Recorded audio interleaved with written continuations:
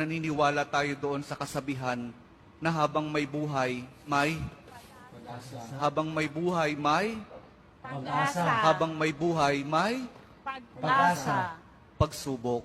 Dahil tayo katiwala ng Diyos, binibigyan din niya tayo ng iba't ibang klase ng pagsubok.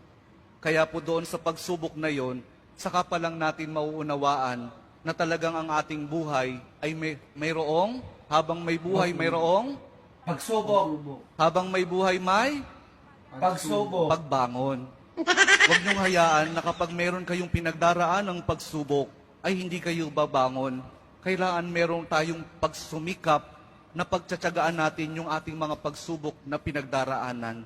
At kapag merong pagsubok at merong pagbangon, saka pa lang natin mauunawaan na talagang ang ating buhay, na habang may buhay, may Pagbangon. habang may buhay, may Pagbangon. pag-ibig.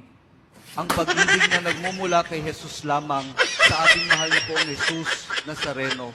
Dahil doon, kapag naunawaan natin itong mga bagay na ito, na habang may buhay, may pagsubok, may pagbangon at may pag-ibig na nagmumula lamang kay Jesus, saka pa lang natin mauunawaan at matatanggap na talagang habang may buhay, may